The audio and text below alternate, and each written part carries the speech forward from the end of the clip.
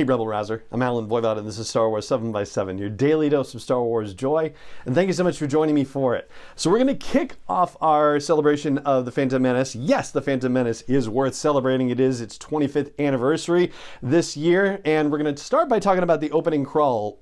Now, the opening crawl, generally speaking in Star Wars movies, is historically one of the last things that gets written, and it kind of makes sense that that's the case because it does serve as a bit of a prologue to the story on screen, as it were, and might hint at things that are happening in the course of the movie. And until you really have a locked movie, it's kind of hard to really feel confident about writing that prologue and making sure that it's accurate and sets you up for the movie that you're about to see. Now, unlike the original trilogy, there's not a lot of material out there for previous drafts of the prequel movies, and so getting to see how the opening crawl evolved, like that information isn't really out there and available. So yeah, and I went and looked through the Star Wars archives, that incredible tome from Paul Duncan and company, and there's nothing in there about the opening crawl that I saw, at least going through it. So yeah, what I do remember for the opening crawl is that there was a magazine feature story on the Phantom Menace that came out prior to the release of the movie, and they published the full opening crawl in that magazine. And now seems like the time to actually to the opening crawl. So here it is. Turmoil has engulfed the Galactic Republic. The taxation of trade routes to outlying star systems is in dispute. Hoping to resolve the matter with a blockade of deadly battleships, the greedy Trade Federation has stopped all shipping to the small planet of Naboo. While the Congress of the Republic endlessly debates this alarming chain of events, the Supreme Chancellor has secretly dispatched 2 Jedi Knights, the guardians of peace and justice in the galaxy, to settle the conflict. ...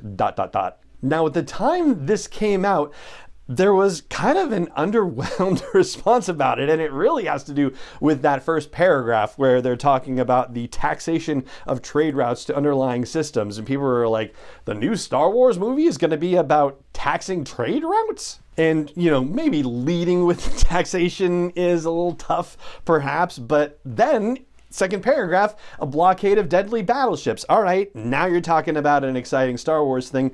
And secretly dispatching 2 Jedi Knights. Let's not, argue about the fact that one of them's actually a Padawan and not a Jedi Knight, but, for the purposes of the opening crawl, works perfectly fine. So you've got space, battles, and Jedi right in the opening crawl. What is not to love about this situation?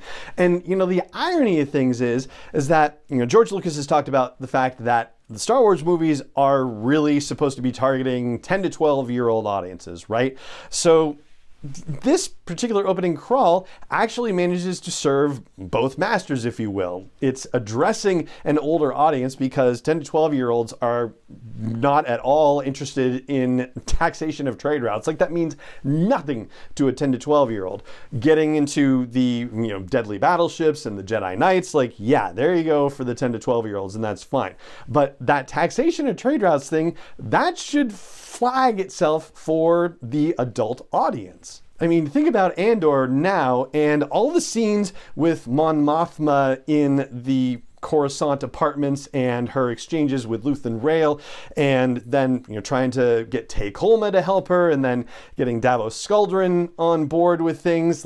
All of that is political machinations and very secret dealings, that sort of thing.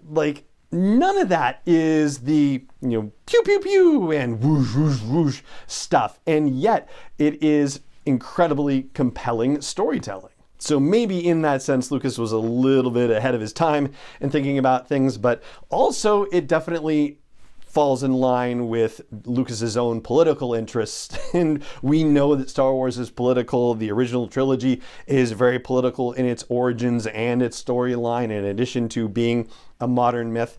And the same thing is happening here. There's definitely political overtones right from the jump. You can't talk about, arguing about taxation of trade routes without it being political. When you talk about the Congress of the Republic endlessly debating the chain of events, you're talking about a political body and also about the ineffectiveness of a political body in this particular situation. Now, back in 1999, I don't think I was particularly over the moon excited after reading the crawl, other than just my general excitement for the fact that I was going to get to see a new Star Wars movie. There hadn't been one in 16 years, so just the general excitement of it. But I don't think the crawl necessarily added to my excitement per se. It was just like, okay, here's a framing bit of what the movie's going to be about. Like, this is intriguing, and it just kind of kept the train of excitement rolling rather than necessarily shifting it into a new gear. I definitely wasn't considering it as deeply as I am now that we are 25 years down the line and have time to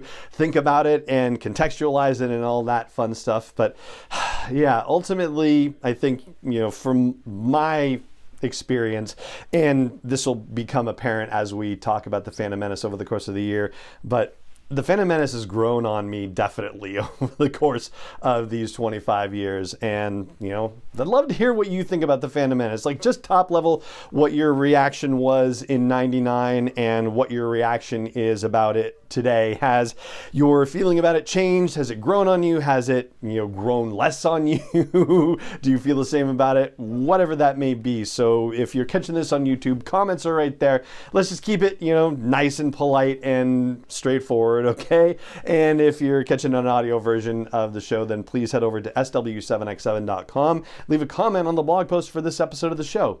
And that is going to do it for this episode of the show. If you enjoy the show, I hope you'll consider leaving a rating or review on your favorite app and subscribing or following on your favorite app, depending on what nomenclature they like to use.